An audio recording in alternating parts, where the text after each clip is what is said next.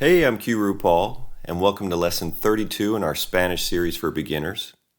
Today's lesson is a continuation of what we started to talk about back in Lesson 31 with present participles. You remember that's just a fancy grammatical term for the ing ending on a verb in English. I am running, I am walking, and how to translate sentences like that into Spanish.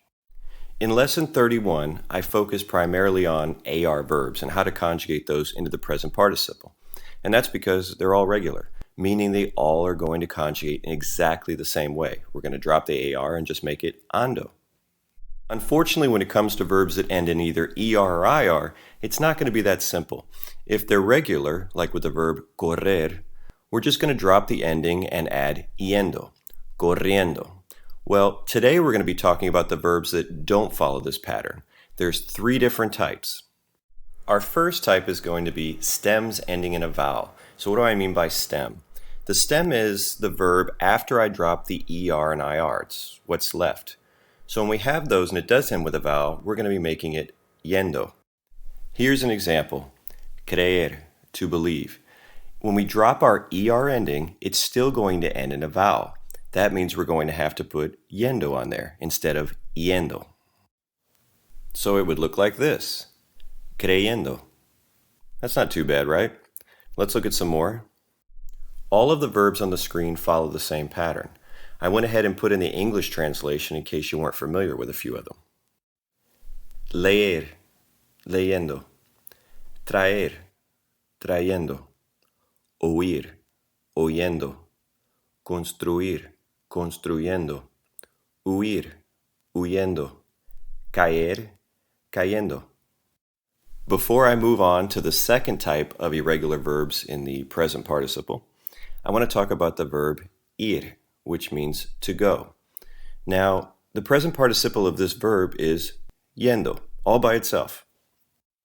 So, I am going could, and I'm going to stress that point, could be translated estoy yendo, which is technically right, but it's not very common. You're not going to hear this very often. So if you choose to translate either I go or I'm going, just use the present tense and say voy. Let's move on to our second type of irregular present participle, and that's going to be stems ending in either a double L or an ñ. Now remember what we mean by stem is after we drop the ER or IR ending. With these, we're simply going to add endo. Here are 3 verbs that follow that pattern. I'm not sure how often you're going to use any of these. Bullir, to boil, bullendo. Teñir, to dye, teñiendo. Maybe that one for the women that like to dye their hair. Gruñir, to grunt, gruñendo. And our third and final category are the stem-changing verbs. When I say stem-changing verbs, these are verbs that the actual stem changes in the present tense. And I'm going to give you some examples in a second. With these, the stem changes, but the rest stays the same. We still just put on yendo. Here are 4 examples of verbs that follow this pattern. They all change in the present tense. We're going to look at the third person singular. Morir, to die, muere. Muere would be like he dies, she dies. Medir, to measure, would be mide. It measures, he measures, whatever. Hervir, to boil, hierve. Dormir, to sleep, duerme. Take a look at the root changes. We're going to look at morir in particular. It changes to muere. So the O changed to a UE. We're not going to be carrying all of that over to the present participle. We're only going to choose the first letter, which is the U. We're going to be doing that with all of them, so that's our rule. With medir, the E changed to an I, so that's easy. We just transfer over the I. But with hervir, to boil, we're only going to transfer the I, and dormir, we're just going to transfer the U. So let's see what it's going to look like when we do our present participle.